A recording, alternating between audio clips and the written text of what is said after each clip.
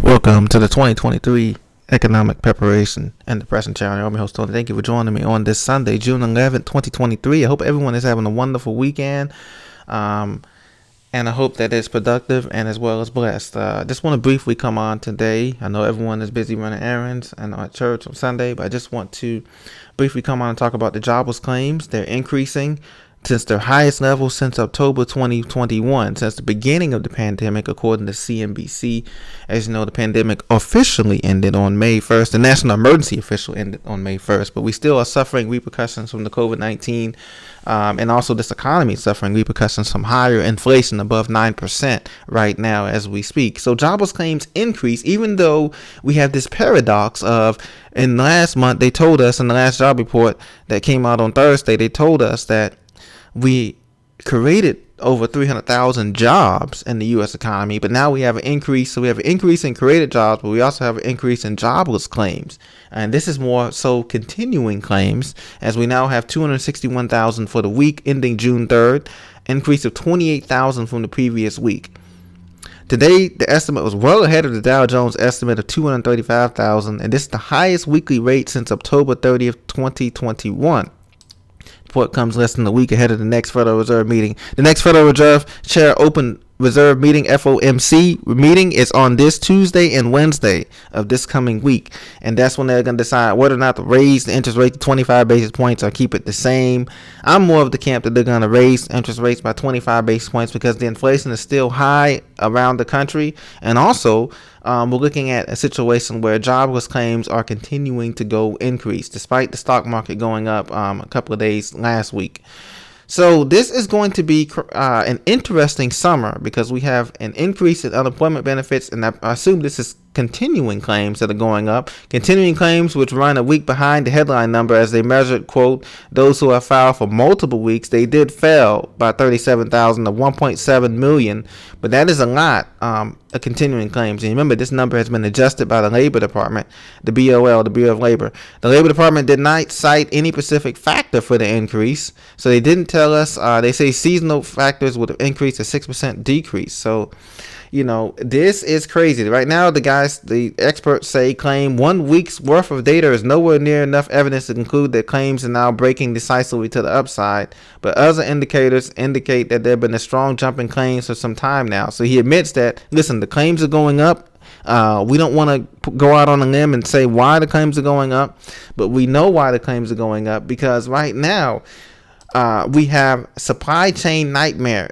That is the White House, quote, according to CNBC in Business, hails the end of supply chain nightmare. Well, the issue with that is, ladies and gentlemen, is that that's not exactly 100% true. Yes, we did open the ports back up. Yes, we got commerce flowing again. However, commerce has been flowing in the wrong direction in terms of the trade deficit, in terms of the inflation. That can't all be blamed on just the Ukraine war and the pandemic. This inflation is blamed basically primarily on money printing and on reckless spending, government spending, and also individual spending, for that matter.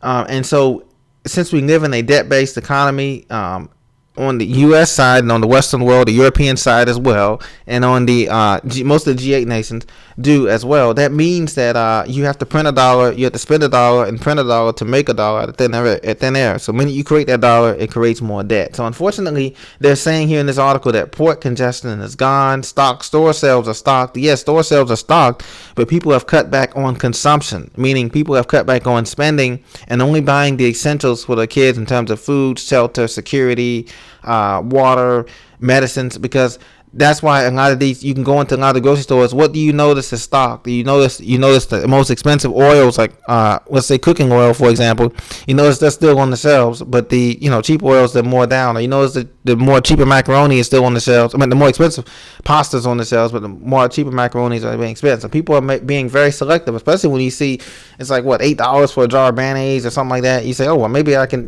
make my own or use some other kind of alternative to that. That's what happened when we had the egg crisis, when eggs were high back in a couple months ago, but now that's come down. So we don't have half empty store shelves, not yet, but we have groceries and over-the-counter medicines that are costing a ridiculous amount more, and so people are cutting back and making things last longer than they normally would. So even though we don't have that supply chain shock that we had in the beginning, the consumption, the demand is falling for shopping and goods and services.